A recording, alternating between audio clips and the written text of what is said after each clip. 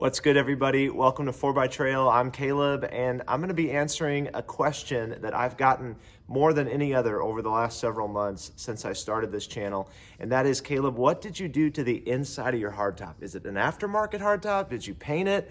I want to do this to my Jeep. Show me how you did this. So I'm going to be doing that today, guys. Stay tuned.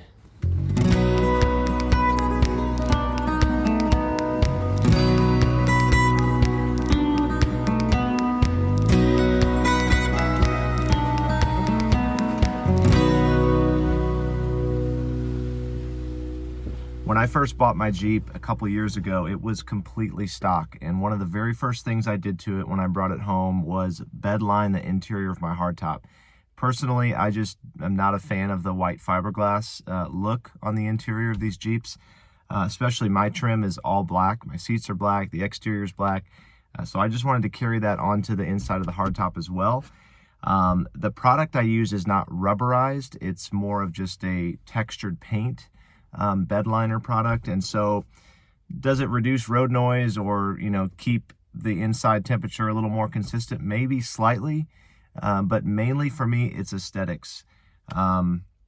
This was a game changer for me. It actually became my favorite mod right away, and even 2 years on with everything else I've done to the Jeep, it's probably still one of my top 3 mods that I've done, especially on the inside. It's definitely my favorite thing I've done to the inside of the Jeep.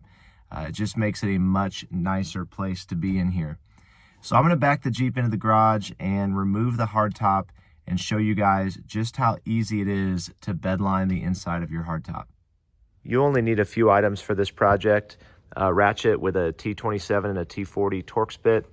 Some extra wide painter's tape is great for masking, as well as some newspaper if you have some lying around. Some sandpaper. I believe I used 120. But something similar. I sanded mine by hand because it was a couple of years ago. Nowadays, I'd probably use my power sander, make it a little easier. And the secret ingredient, the Rust-Oleum truck bed coating. I'll leave a link for this down below that you can visit my Amazon store to pick some of this stuff up. A set of sawhorses also is great for laying the hardtop on top of it upside down to get it elevated, and it makes the job a little bit easier. And also, guys, as always, don't forget proper safety equipment. A respirator is awesome. I always wear that, as well as safety glasses, rubber gloves. You don't want to mess around with paint and chemicals because of the long-term damage they can cause. So just make sure you wear the proper safety equipment. You won't regret it. All right, let's get the hardtop off and show you guys just how easy this is.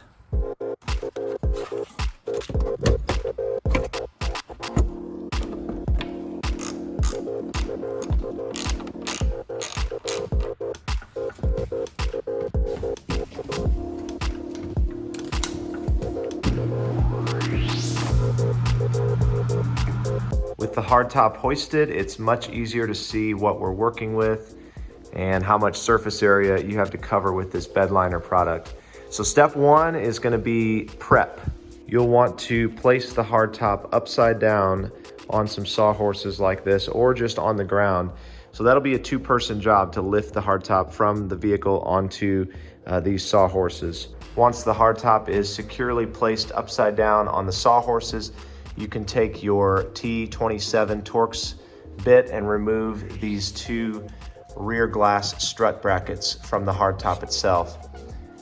And just make a note, when you do that, the glass will then swing towards the ground. It'll be upside down. And so I used a box to support that rear glass. I placed like a cardboard box on the floor, and when that rear glass swung all the way down, it rested on the box. With those 2 brackets removed, that's all you'll have to remove from this portion of the hardtop.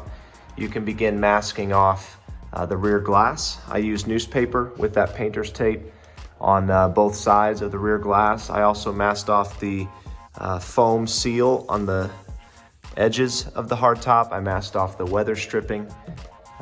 Again, all that's black, so you really don't have to from an aesthetic standpoint. I just didn't want anything getting on the foam or the rubber. It's up to you how detailed you want to be. I was a little more particular, so I masked off the exterior of the hardtop right where the door meets, so that it goes from the exterior to the interior without there being overspray.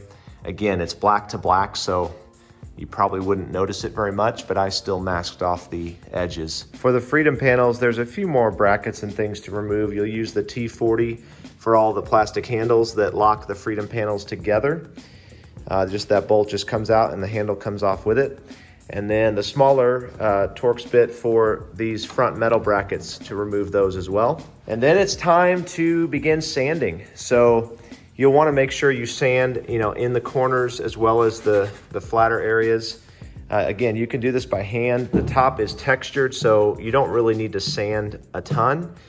A power sander would be much easier though, if you wanted to go that route.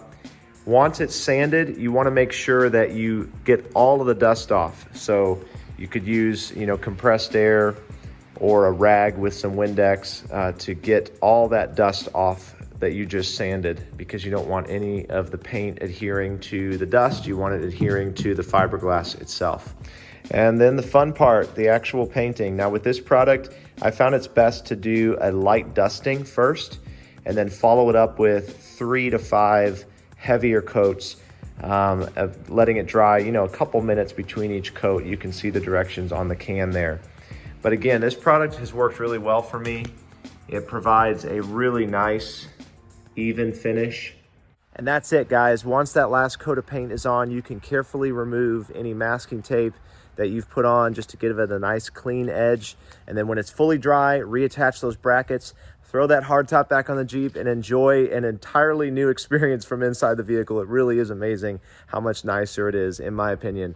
Well, guys, it's kind of sprinkling here, so it's time for me to get the Jeep back in the garage, put that top back on. Unfortunately, it's not top off weather today.